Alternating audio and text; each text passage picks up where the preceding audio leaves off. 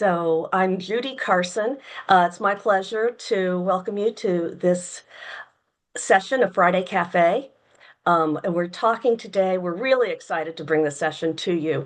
This year, we've been focused Friday Cafe on the link to learning and the importance of family engagement being anchored in teaching and learning. So that is really what parents care about, what parents want to know about, and where the magic happens, and we really see the student growth and development. So we're excited to take these perspectives this year and look at different ways that we can very intentionally link our family engagement and community building work to student learning and achievement. So I'm Judy Carson. I'm with the State Department of Education. My work is school family community partnerships. And as we were looking over the list of our over 150 people who registered for our session, it was wonderful to see so many familiar names there. So welcome. We're so appreciative in this 11th year of Friday Cafe that we have so many friends and colleagues who have been on this journey with us. And we know that the way other people hear about Friday Cafe is through word of mouth.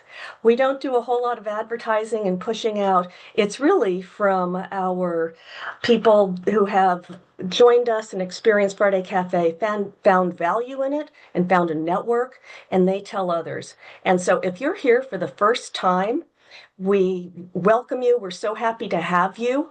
I sometimes joke it's a little bit like a cult, like once you're in, you never get out. But we welcome you to join us whenever you can, in person, virtually, and we also do record these sessions. So there's no penalty for not being here in person. The important thing is you get the information and you stay connected. Just like our work with families, we don't penalize you if you can't come at the exact time to the exact thing. We want you to have the information and we want you to feel part of the community and the partnership.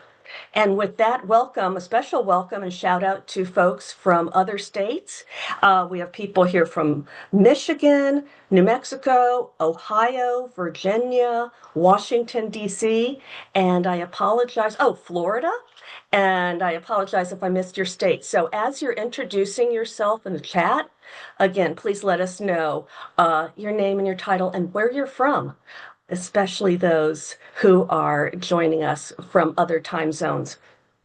And we have a couple of guest stars you'll hear about in a minute who flew into Connecticut for this session today. So we'll announce those in just a minute.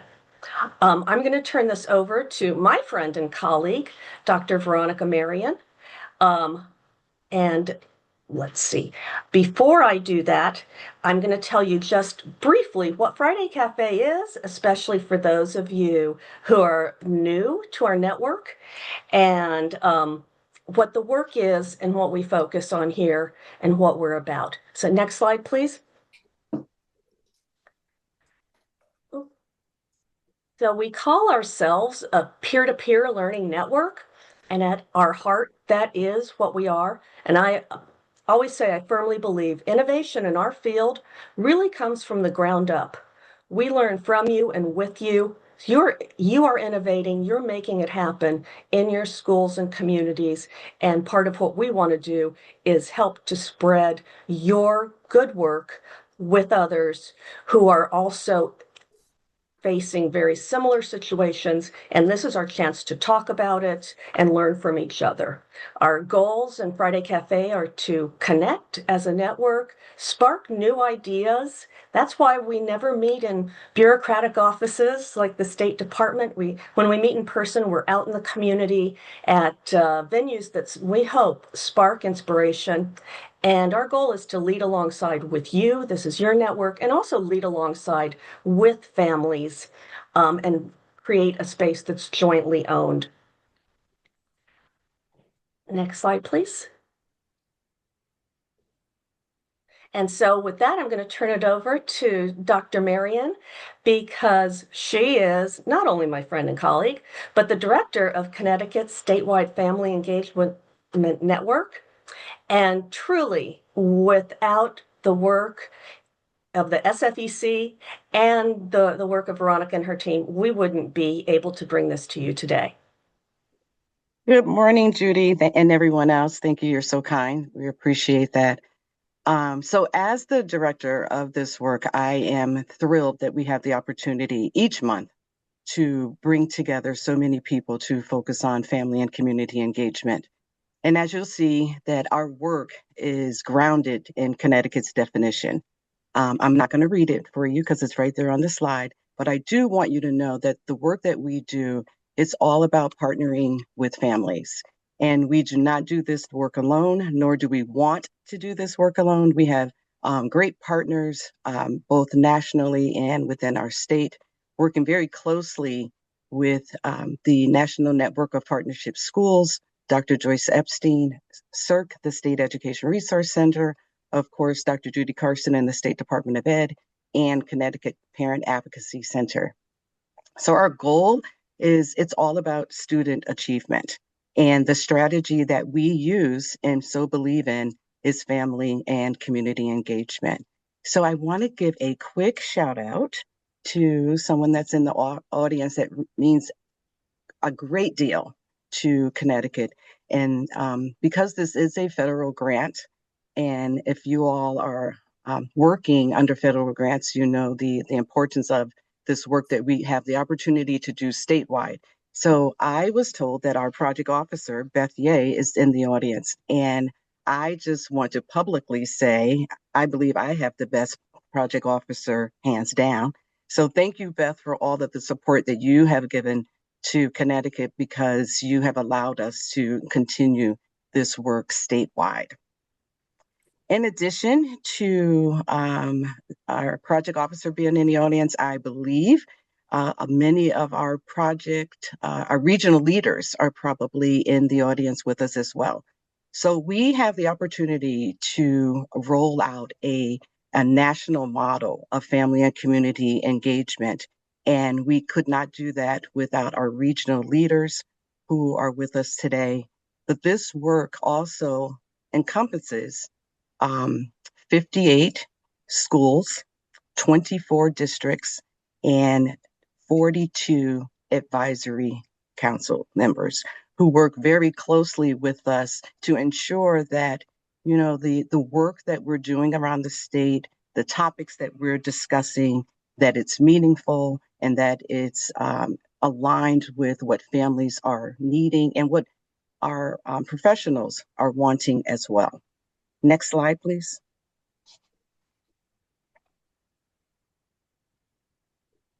So what you see before you is our network of all of the districts that we are currently working with. So these districts are committed to being intentional about family engagement and improving student outcomes. Through this network, districts learn from one another, they share best practices, and they build sustainable systems. So if you are in the audience this morning, please feel free to give yourself a little shout out in the chat to say that you're one of the districts in our network, and we are glad to have you here this morning. So without further ado, I know you really want to get to why we're here this morning. Next slide, please. So this morning, I have the opportunity to introduce my friend and colleague, Julie Oka Church. Julie and I have known each other probably close to 10 years now. And I know Julie previously from being a classroom teacher. And then she had the opportunity to do central office work, focusing on SEL and family and community engagement. But now Julie is a principal at one of our schools here in Connecticut. And I feel Julie is like the perfect example of a leader to learn from. She's had the privilege and the opportunity to be a part of her district for several years, building relationships in every role that she had the opportunity to work through. So I'm looking forward to the conversation in a few minutes, but I want you to put your ears on, pay attention, because you'll have an opportunity to hear some great things. So now I'm going to pass it back to my colleague, Julie Carson. And thanks. And I'm going to introduce Ann Henderson. And I've had the great pleasure and benefit of working with Ann now for, gosh, I'm going to say, I think almost 20 20 years. years. So I have been extremely fortunate. So knowing Anne and her work so well, I was a little overwhelmed with doing a brief introduction. So I turned to ChatGPT and asked, what's a brief introduction? And you know what, Anne? It actually did pretty well. So it missed a couple of things. Here's what it said. Ann Henderson is a nationally recognized leader and pioneer in the field of family school community engagement, and that is true. She's the co-founder of the National Association for School, Family, and Community Engagement and has spent decades advancing research-based strategies that strengthen partnerships between families and schools to improve student learning and equity. A respected author, researcher, and advisor, Ann's work has shaped policy, practice, and professional learning nationwide, I would say internationally, helping educators and systems move from compliance-driven involvement to meaningful relationship-centered engagement. The one piece it missed is that she has been a longtime friend and mentor to Connecticut. And that definition that Dr. Marion just mentioned, and helped us develop that over the course of a year, talking with schools, families, and communities, many focus groups. And we had apparently a very innovative definition that has been adopted and shared with other states and I think with other countries as well. So, Anne, thank you so much for joining us today, and we look forward to this conversation. I'll just say, by way of our agenda, Anne is going to give us a brief overview and ground us in relational leadership.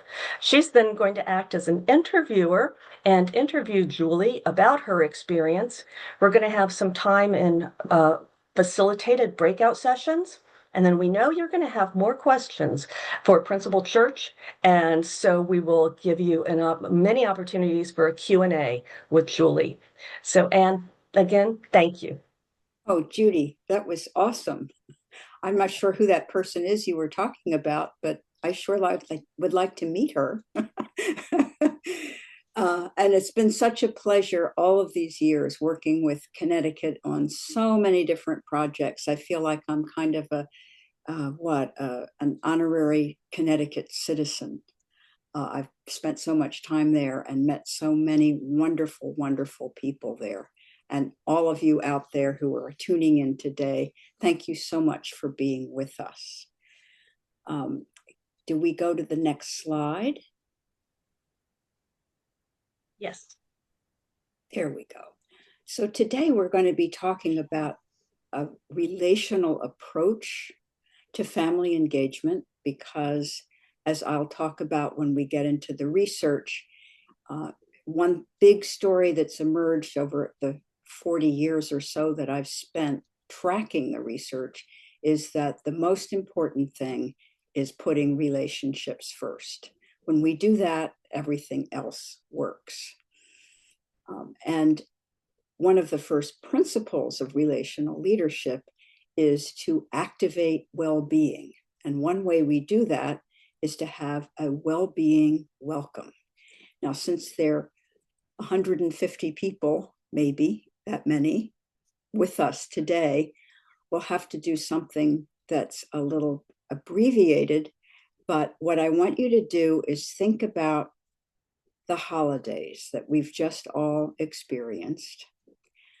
I hope they were wonderful for all of you. And I want you to think about your experience in this holiday and pick one word that describes that experience and put it in the chat so we can all see it. Just pop it in there. I think for me, it was very settled and relaxing. We didn't go anywhere, and that was great. Look at that. All these magical, relaxing, joy, busy, comfortable, intimate. slow-paced, grateful, family love.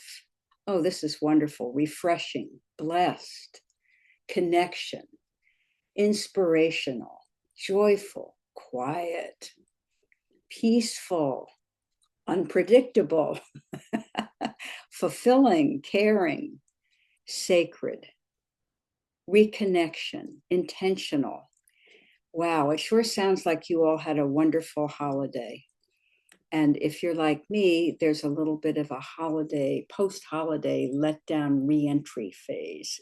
And I'm hoping that we can kick you off with a new bout of energy with our session being all together today.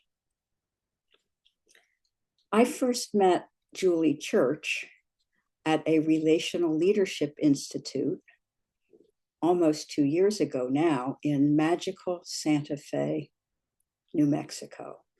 And the person I have been collaborating with and who is a visionary in this field has joined us today, and that is George Otero. Emma, can you just put George's face up on the screen for a second? George has run the Center for Relational Learning in Santa Fe for many, many years, and we first connected sometime in the late last century. And have been trying to figure out ways to work together ever since. And we cooked up this idea of a Relational Leadership Institute, which we first offered, because Connecticut was the pilot, in Santa Fe for about 25 educators from Connecticut. And Julie was one of those. She was about to become an acting principal at her school, and she was looking for new approaches and a way to ease into that position. And she hoped to become a full-time principal, which has happened indeed. And so we're going to be hearing from her about that experience and how she used what she learned to build trust and create a very relational, highly connected, collaborative school culture where everybody is thriving. But let me just run into the ideas of relational leadership first so you understand a bit about what it is. First of all, it's very well rooted in the research, which I've been tracking, as Judy put it, for decades and decades, starting from when I was, before I was born, I think. Next slide. So what is it telling us? Actually, Everyone Wins is the title of my last research review, and it is the 5th in a series. We didn't put pictures of them all up here, but I can tell you that the research is very strong and very consistent over this time. And that tells you that when you have a finding and it keeps coming up again and again and again over a long period of time, you're onto something. Next slide.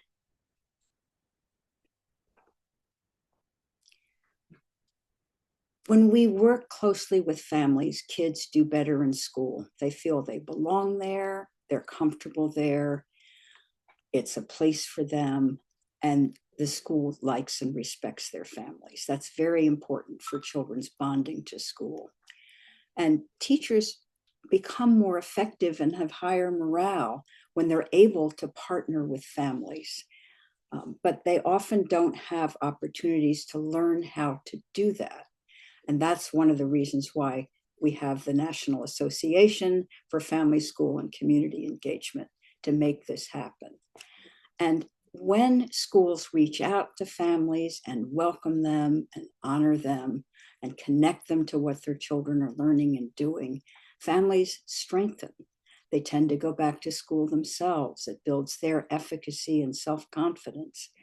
And when you have schools that do this, our communities become healthier and more vibrant. So the bottom line here is everyone wins. Next. So over the course of all of these years, there are 2 overarching big stories. And number 1 is developing those trusting relationships. Researchers call it relational trust, but People say, what's that? What other kind of trust is there? What we want are relationships that are grounded in trust and mutual respect and understanding. And that lays the foundation for everything else to work.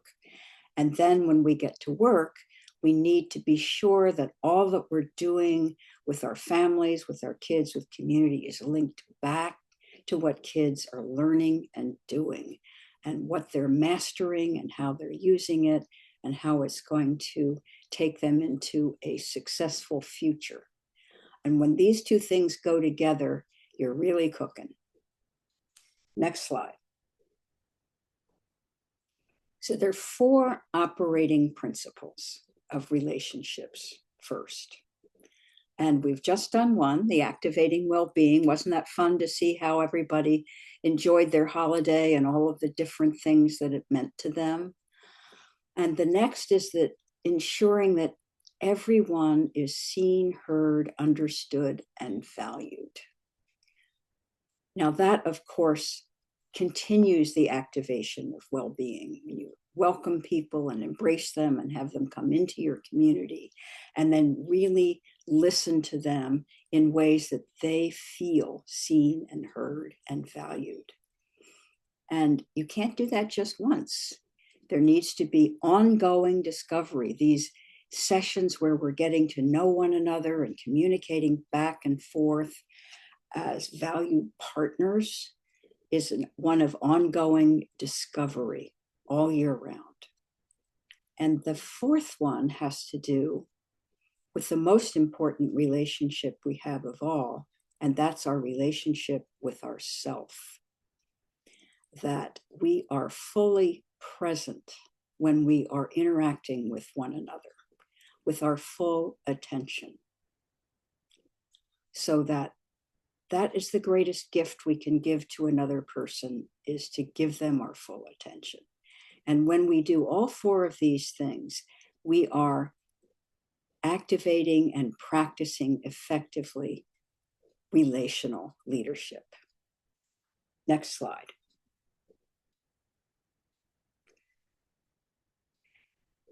Most of our education system is highly transactional. It's focused on compliance, to-do lists, objectives, goals, measurement, things to be done.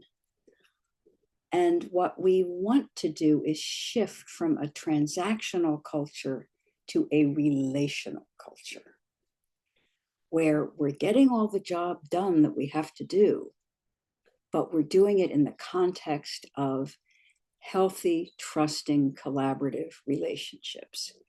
And when we talk with Julie, which we're just about to start doing, you're going to hear and see how she did this, activating all 4 of the principles and moving her school from a transactional culture with limited trust, a lot of wariness, to a relational culture of creating a school where everybody wants to be. It's a wonderful place to learn and work and thrive. So Julie, next. She is going to talk to us about her data, but before she does that, she's going to tell us the story. So Julie, you began as, could you put, Emma, could you put Julie and me on the screen now? So stop showing the slides until Julie wants to show her. Julie. Yes, good morning. Thank you so much for allowing me this opportunity to share a little bit about this journey and hopefully inspire others to consider some of these relational principles in their leading. So I'm ready. I want to hear your story. So Yeah, you I'm began ready. as a new principal at the beginning of last school year. How did you introduce yourself to the staff and earn their trust? Yeah.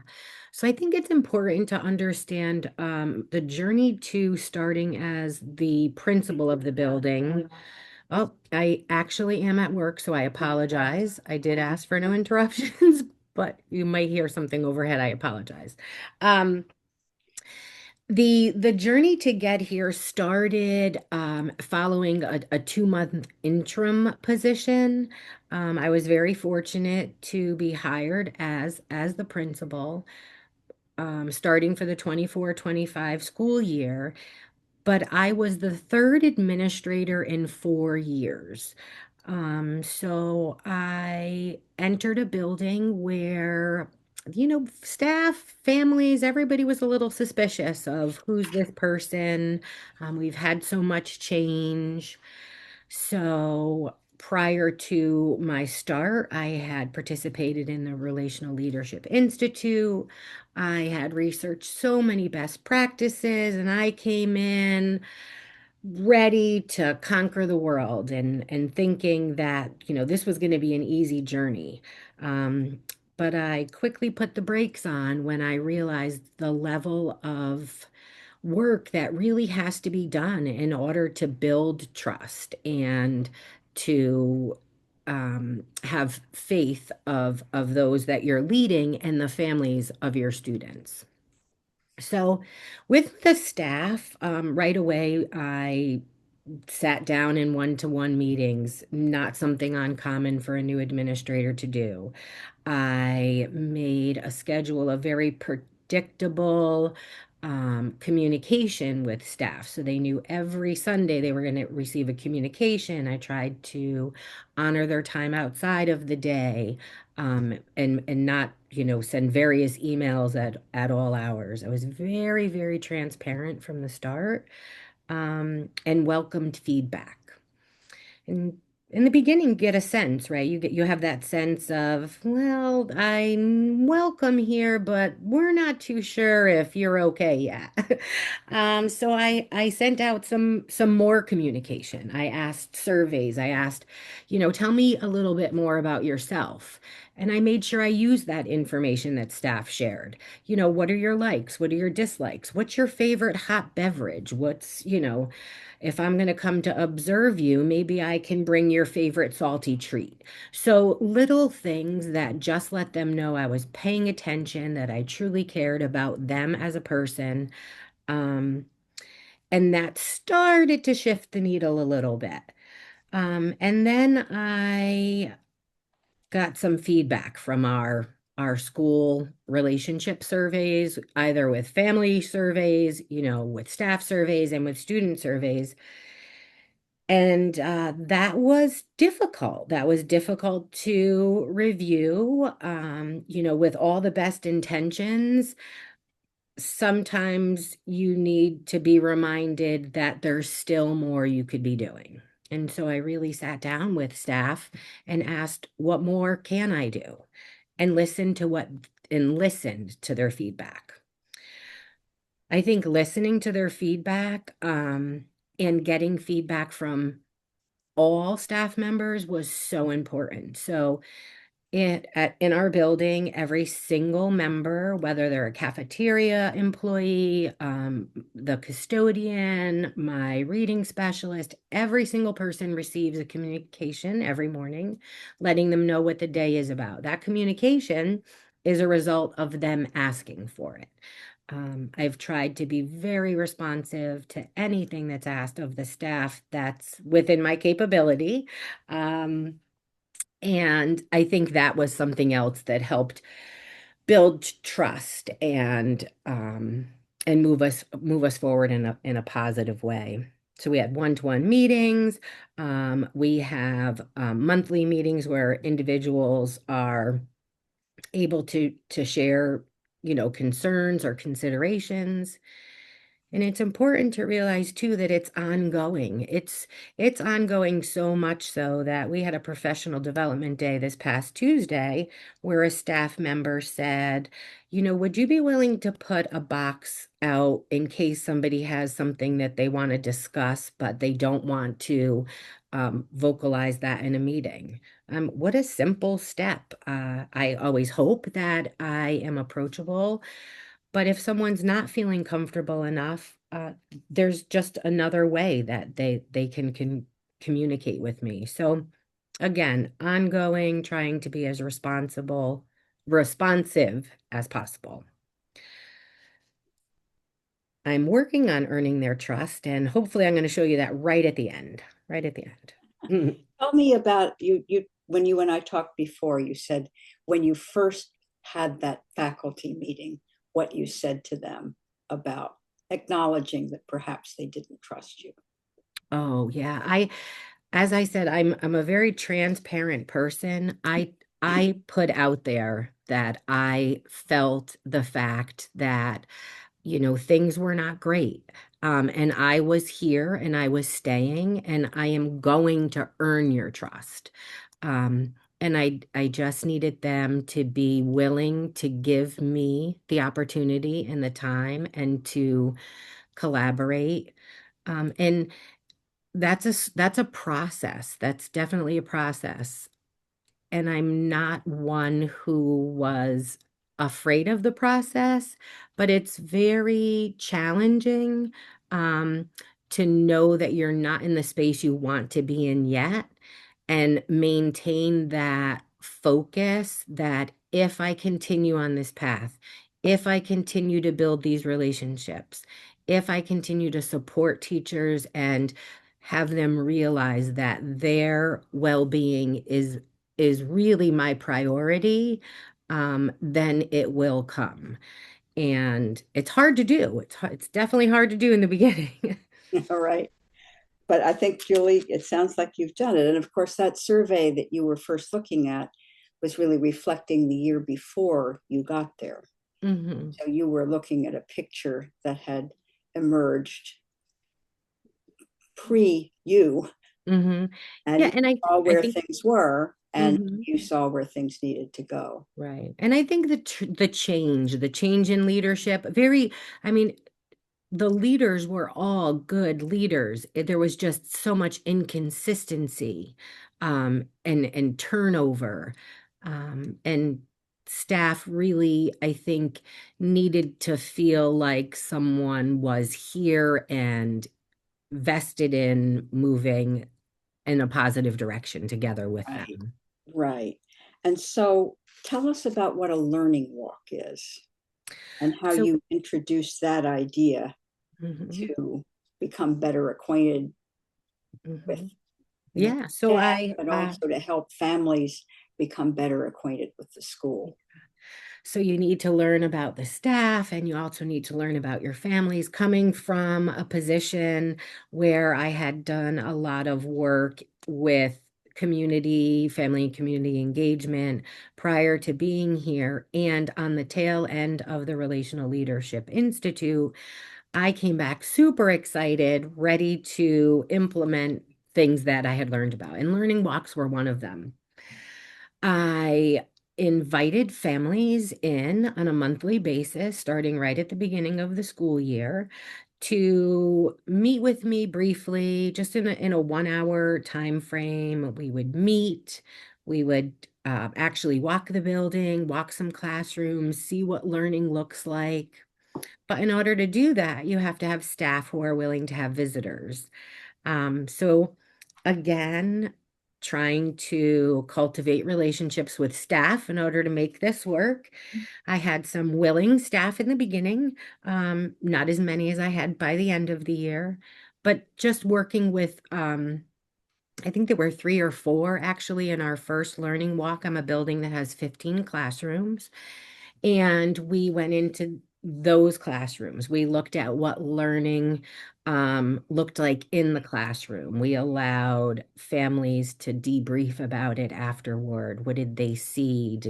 Is this what you expected to see? And always tried to give them a little takeaway of how they could support that learning at home. Families, when I first learned about learning walks, I was hoping, to have maybe 5 or 6 individuals. I actually had 14 on the first one. I was thrilled. The families were so happy to be welcomed back into the school, and that's not a reflection of administration before me. That's a reflection of, we're still dealing with some of the changes from COVID times, honestly. Um, I'm committed to making sure that our doors are open to families, and that this gave us a great opportunity to do that. And even with the families, we started by activating their well-being, putting them in a positive mindset, thinking about um, our activity just now, capturing an activity that put them in the mindset to be here to see something great. And by the end, I was able to have, by the end of the school year, I had a classroom at each grade level. This is a K through 5 school. I had a classroom at each grade level willing to welcome families. That's that. And were the teachers a bit wary at first when you introduced the idea? Like, what are they going to do when they come in my classroom? Are they going to interrupt me? Are they going to be looking for, negative Yeah, stuff? yeah. Because I mean, that tells you about the sort of trust level. And I think that's why it took some time, at the first walk, we would walk by many of the classrooms, Mhm. um, just maybe, peek through the door.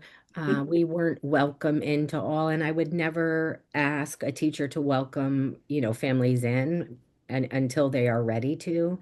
But once they saw that there wasn't a threat to this, it was non-evaluative. The students are beside themselves when their families are in the classroom. Um, it there's so many benefits, but just allowing the families to observe, they're not interacting with students, they're just seeing what learning looks like. It's a There's a difference between a child coming home from school and a parent asking, "What did you do today?" And usually they shrug their shoulders and there's not much information shared. Okay. Um, but if a parent actually walked through and said, "It was so cool that you were learning about polar bears, and can you Right. tell me more about that?" It's definitely a win-win. There's stronger connection between the teacher and the family. There's a stronger connection between the student and the teacher, and there's actually a stronger connection between the student and their own family member. So Everyone wins. everyone wins. Sounds familiar. And it is, as you say, kind of a process of ongoing discovery. Aren't some parents coming back for more learning? Yes. Yes. So, and some will come back for some parents, it was a one-time visit. They appreciated the fact that they were welcomed into the building. Others attended, most of them, because they liked learning about what was going on in the classroom. They liked seeing other classrooms beside, as other teachers allowed us to participate in their room. Um, Families were able to see, differences. How do students interact with paraprofessionals? Just so much information that they're able to gather that then helps spark conversations. And when they complete the learning walk, you bring them back for a conversation to Yeah. reflect on what they saw and what they're wondering about, right?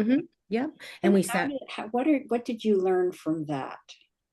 yeah, families, were very appreciative of the time in the classroom.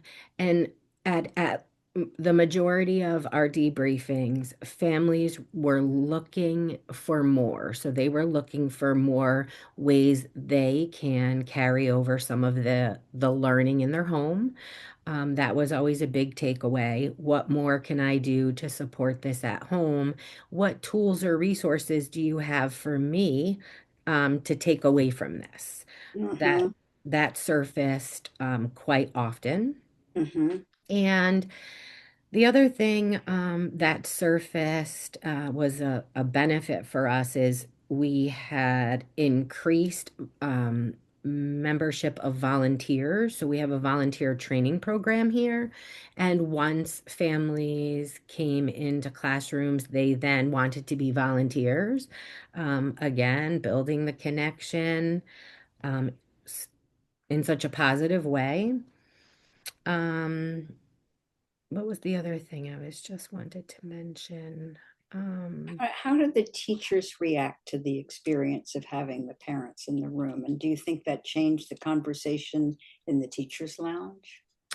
I think it definitely changed the conversation in the teachers' lounge from the start of last year to the end of last year. And when I think about it for this year, it's actually brought back family members assigned to each class that are now like their liaison.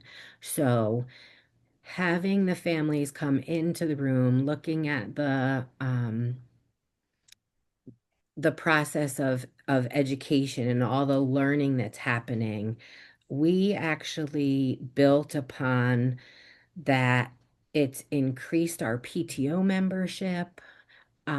It's actually created a liaison position for each classroom that we didn't have before.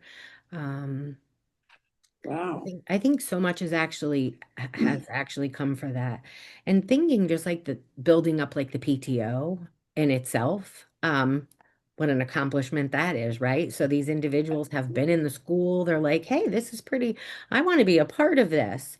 So whereas we had, our officers for the past few years, our first PTO meeting, we had nearly 30 people at this year. So That's definitely great. moving the needle. Yeah. Now, for parents who work during the day, it might be hard for them to take part in a learning walk. Have you tried to figure out a way to have some kind of similar experience for parents who can't come during the school day? Yeah. We're not there yet. It's that is something that we are working toward, and hopefully by the end of this year, we have we were thinking about ways we can actually accomplish that. And we have some students who are interested in videoing. And so we're trying to work it out where we have our technology teacher create a series of videos at each Oh, grade level to share through our a communication great platform. idea. Yeah. And you're putting students in charge of working on the videos. Mm, So it really does bring everybody together. yeah. Um, and how do you see this changing the culture in your school? Do you want to show us some slides about I do. some I things? do. You So know what? remember that first data, that first survey you saw didn't look so good. No, and you're gonna see. I'm sharing something that really you're gonna see it doesn't look good if you share. Okay, Emma, can you put this? There we go. Yeah, just the next one. So, the first thing I wanted to highlight is the fact that as people trust more, engage more, we have a really significant response rate in our building compared to others. So I didn't put names of our buildings in district, but these are the configurations of our schools. We have definitely different configurations. We have two schools, though, that are both kindergarten through grade 5. And we actually had a lot of the family school relationship survey numbers drop this year at the beginning of the year. And this is just the amount of individuals, the completion rate for families. I was thrilled that we had 60 responses and we have, I think we're about 286 right now. Our numbers fluctuates. We go from around 280 to 310 throughout the year. But we had 60 families respond, and that was terrific. And you can see compared to other buildings in the district, it's higher, with the exception of we have a school of choice where students apply, and that one was the only school that was higher than we were. So we definitely had more families willing to contribute, which is great. If you go to the next slide, this is the survey that really hurt. This is a staff survey. So the survey is given and it's divided by staff, non-certified, and then you'll see teachers. So this is non-certified staff members from last year. Actually, the the numbers, you can see how poorly how poorly the ratings were. There was less than half of staff responding favorably. Compared to the district overall is the middle column and significantly lower. And compared to the previous year, again, a significant drop. Um, and that's when I knew we needed to amp things up and make sure that we were getting all voices heard, especially because the strongest responses that were not favorable were not certified staff. So if you flip to the next one, you can see this was the adult measure for staff this year at the beginning of the year. The increase was Wow. tremendous. We also had 11 staff members respond last year, and this year we had 21. So again, more members, Almost double. yeah, double the representation. And it's really hard to change someone's perception, right?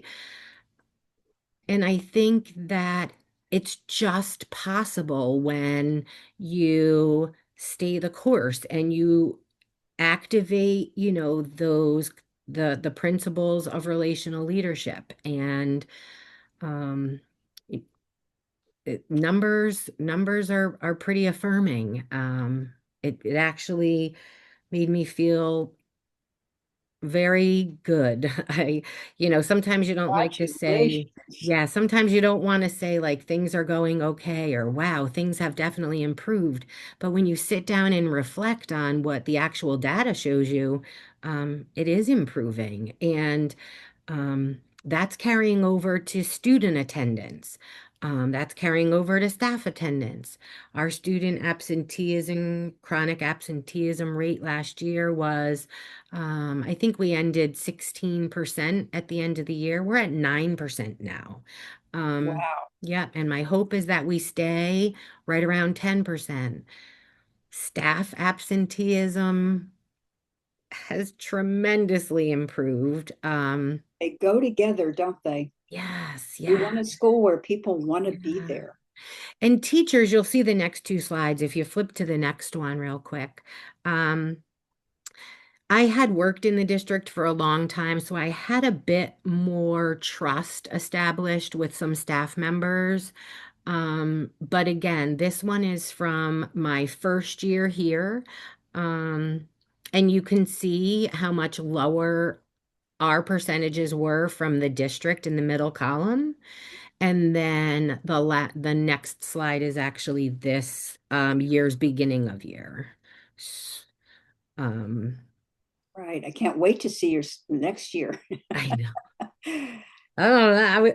I can't believe some of those numbers were that high. I just, compared to the district now, we're not 14 percentage points below. Like we're actually above the average. We had an increase in all categories. And Yeah. we're just a little lower compared to the school district leadership, but very rewarding to see that staff is actually acknowledging the fact that things are improving, right? And really feeling valued and respected. It's transformational, isn't it? To come It is. in and as a relational leader, Mhm. giving your full attention to each person, really listening, making sure everybody is seen, heard, understood, valued. Mhm. That the students love it. And then you do a learning walk where you're starting to really connect families.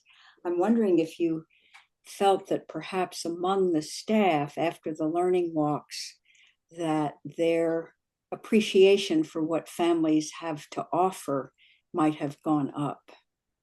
I know that's not on your survey, but No, but that's, feel the yeah. perception among, because so often teachers in a school that's not doing so great tend to, blame the families Mm, and feel like, well, we'd be a better school if we had a different class of students coming here, that kind of attitude. yeah. And I think you're probably seeing a lot less of that now. A lot less, and very supportive interactions between staff and families. So we're a very unique community. We're down by the shore. You can see the ocean from some of our classrooms. And yet we have the highest direct certification free and reduced lunch rate in the district. So we have 72% of our students are direct certified. With a very high need population, and our families coming in and having the opportunity to meet with teachers more often, interact with teachers more often. Our teachers know more about our families. We're better able to support our families. I think there's just so many things that have to come together. And I think the job of a relational leader is to make sure that we are bringing all the pieces together, and allowing families the opportunity um, to be here, to be on site, to receive those services and supports. And and students in turn are seeing that, hey, they're all on the same page.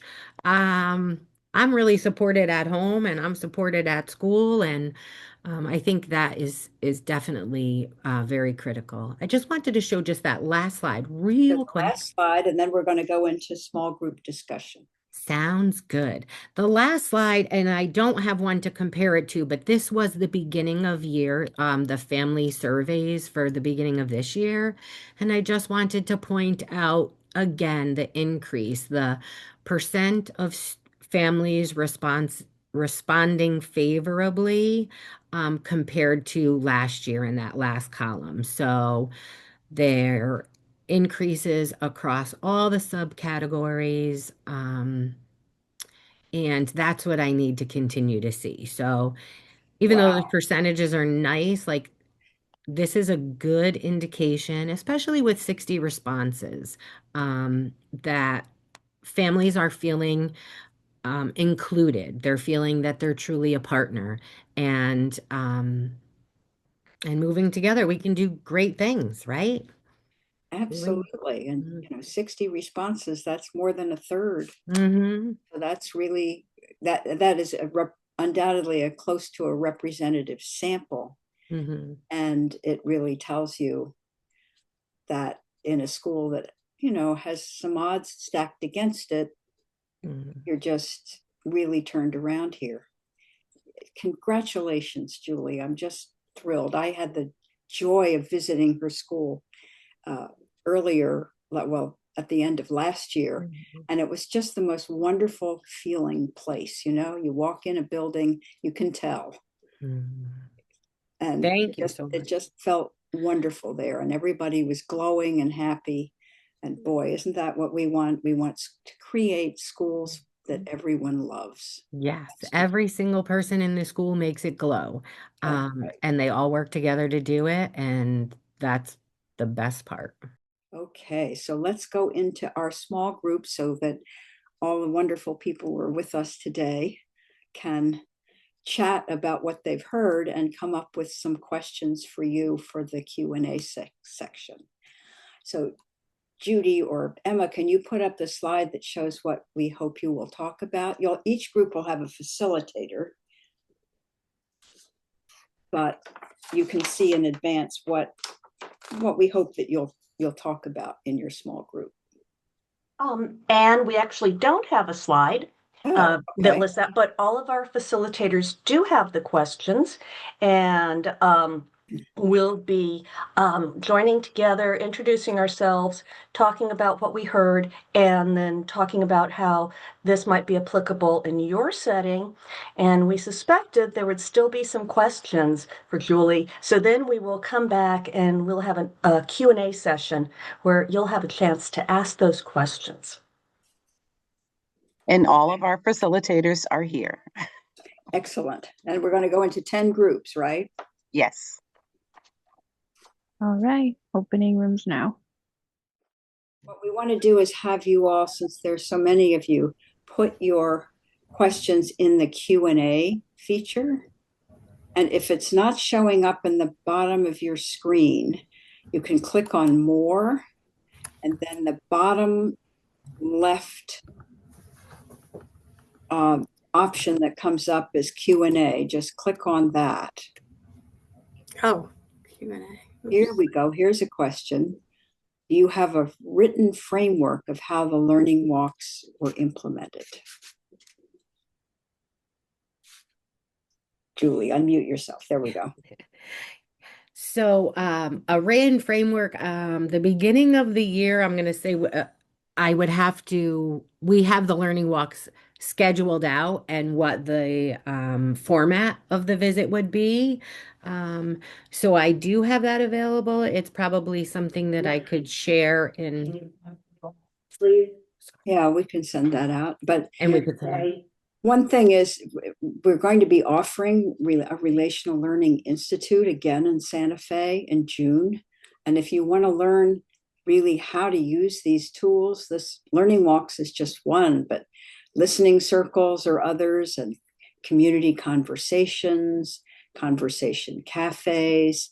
There are lots of ideas for well-being welcomes, all of those things you will learn if you come to an institute. We're also exploring with Veronica about offering a webinar that's sort of an introduction to relational leadership that we can offer later this year.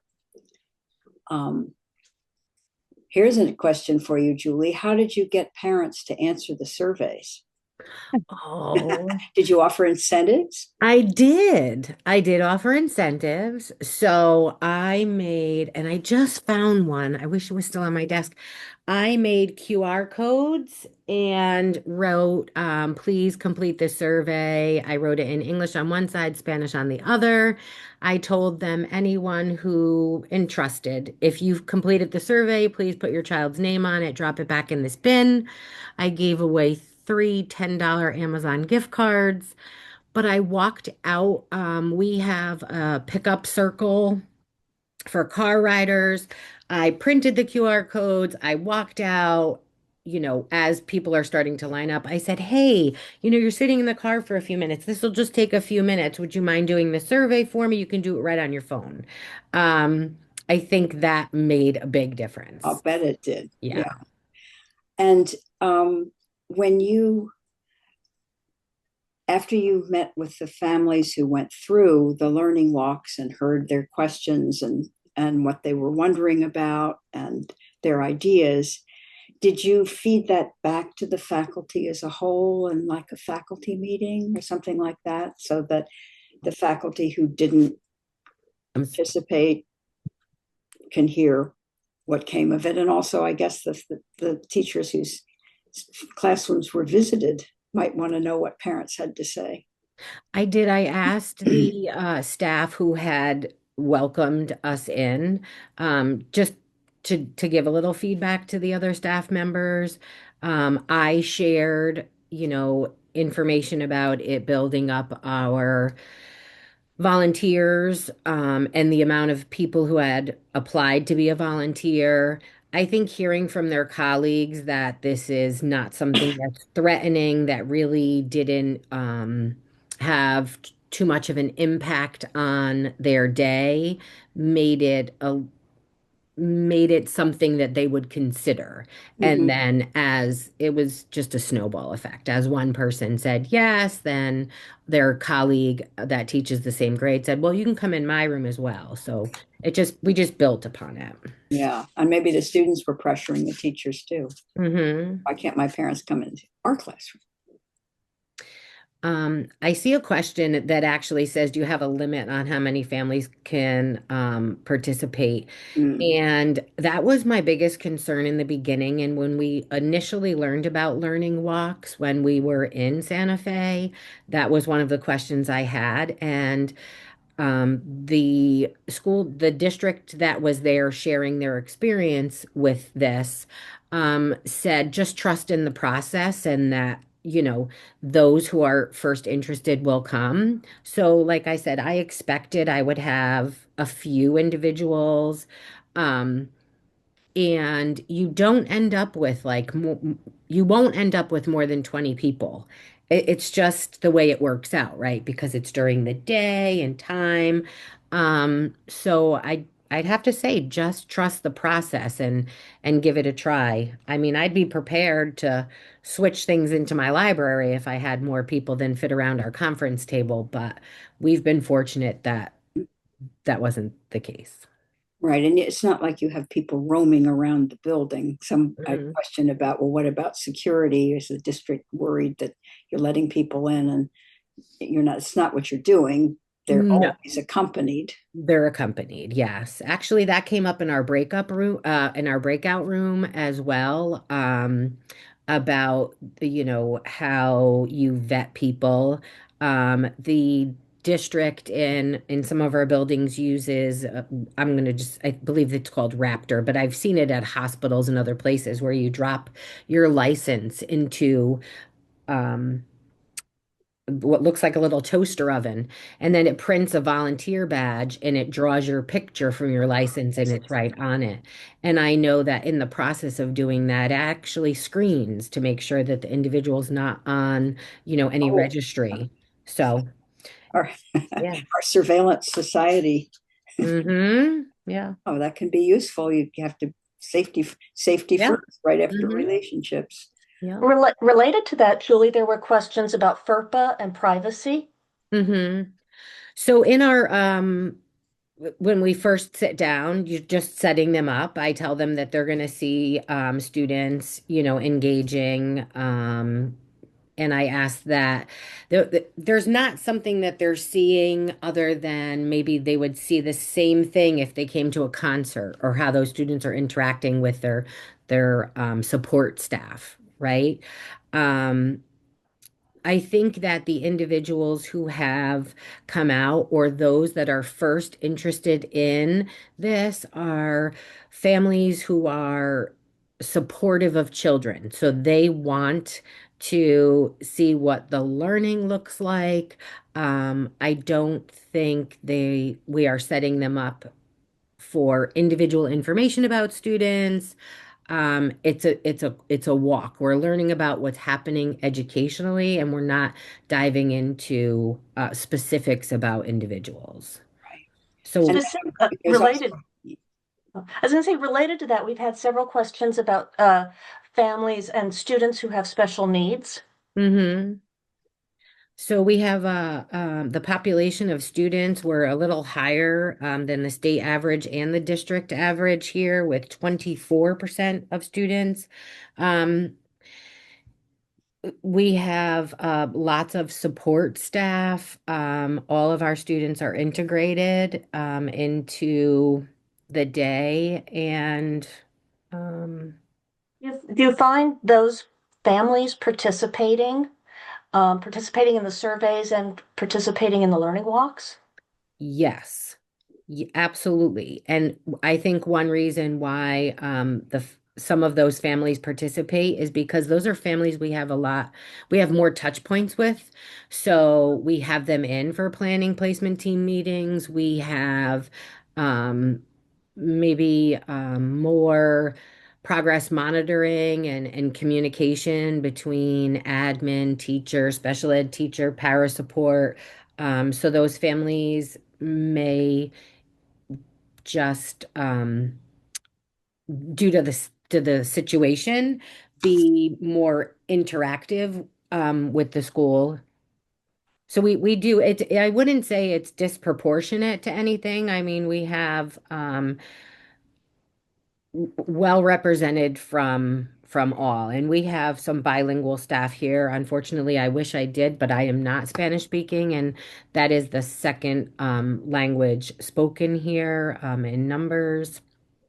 But we just support that. We just, do it with an English speaker and Spanish speaker simultaneously. And then there was a question about the teachers union. Had anything come up? Did you? Well, I did speak with the teachers union prior to initiating this. I did let them know that it would totally be voluntary. I made it, and that's, I had three individuals at the beginning who were willing, and then we built upon that. It's not forced upon them, but I did discuss it with the teachers union prior to implementing all the way back at the start of last year. Very wise, Yes. very wise. And that signals to them that you recognize that they need to be consulted, that they're Mhm. important, that they have a say, Mhm. all of that part of your trust building. And I've also shared results of it, with the Board of Education. So I went to a Board of Education meeting and shared that we're implementing learning walks, that this was a strategy taken from the Relational Leadership Institute that I had attended, just keeping, transparency from anyone who might need to know about it, be aware of it.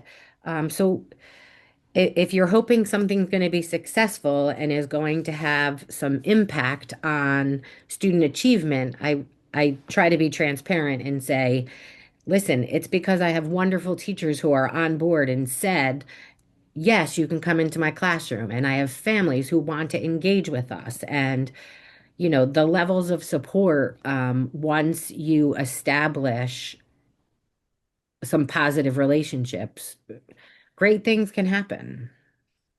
Julie, I have two logistical questions that came up in my Mhm. group. So one, folks wanted to know, how did you invite families? Like, was it through an email, a letter, So I robocall? send a weekly communication to families every week, 4 o'clock on Sunday. It's scheduled and sent out.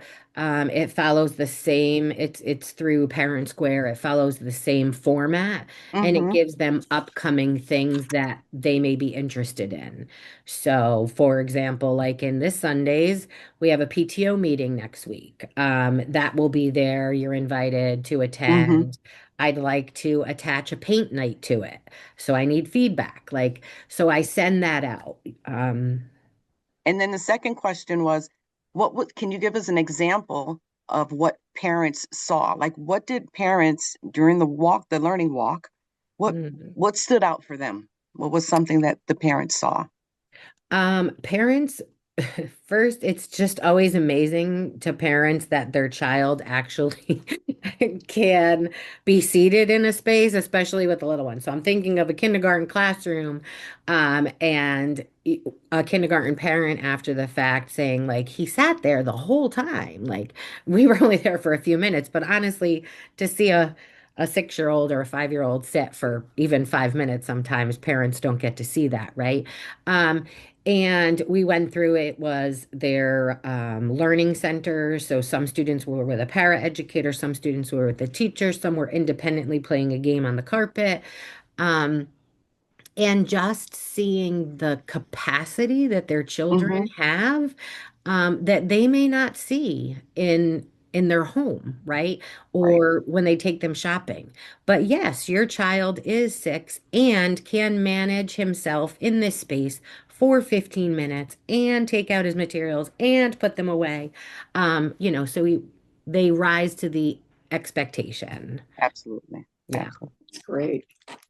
And I'm sure that's something that teachers loved hearing about, that Right. And parents exactly, noticed like, this. And mhm. And I just, everybody needs that reminder at the beginning of the year. That doesn't happen. They make it happen. They put all that work into building routines and structures and creating an environment where students want to be here. Um, that's tremendous. When kids want to come to school, that's the ultimate goal. right, that's right. And when they want to come to school, they're more likely to be engaged and motivated and feeling confident, and all of Mhm. those things that make them receptive to Yeah. learning and Yeah. what's being taught. And it Mhm. gives parents and what gives teachers extra information about the family and the kids and so on. Oh, wow. Julie, I think, you said something to me earlier when we first interviewed you to prepare for this session. You said you feel like you're living the dream. And I am. I Truly living truly the dream. am. This was what you always wanted to have, be as an educator, to have a wonderful school you were principal of and have it be a happy, wonderful, thriving place. Yes. And to put all of these things together, Anne, we learn so much. I learned so much working for the district in the role prior to this, and just bringing together all of that training and all of these best practices and implementing them in one place. So we can see, if there's a follow through, if we're consistent, we know we can make a difference. We know we will see it in the ultimate desired result, which is improved student outcomes, right? So we put all this in place, we stay the course, and we know we will reap the benefits of improved student outcome. So yes, I truly am living the dream. I hope this spreads in your district. I hope that your superintendent, district staff are noticing the big change at your school and are understanding why it has taken place, and that maybe they'd like to see more of this in the other schools. That's the hope, right? Yeah, Relational leadership across the district. right, exactly. And then across the state, which of course the SFEC is definitely promoting, and the State Department of Education. And oops, it's about time, isn't it, for us to, I wanted to show that slide about the Relational Learning Institutes, the relational leadership training that's coming up. So while we are pulling up the slide, I want to remind everyone that our next Friday Cafe is February 6th. It's virtual, so we will see you online. Wonderful. I hope that everybody today has become an addict and joined our cult. And yes, so we have two coming up, one in June and one in August in beautiful Santa Fe, New Mexico. So if you're interested, here's the QR code, and we will also be in touch with you about follow-up and a webinar that will be an introduction to relational leadership that could be the first stepping point for everyone. So we would like to thank everyone for joining us today. I realize some folks had to leave. We pride ourselves with starting on time and ending on time. The evaluation link is in the chat. We will send it out afterwards as well. But thank you, Julie, our leader to learn from. We appreciate you giving us your time this morning. Thank you so much for having me. It's been Anne. Yes. I call you our godmother. Oh, godmother. Our godmother.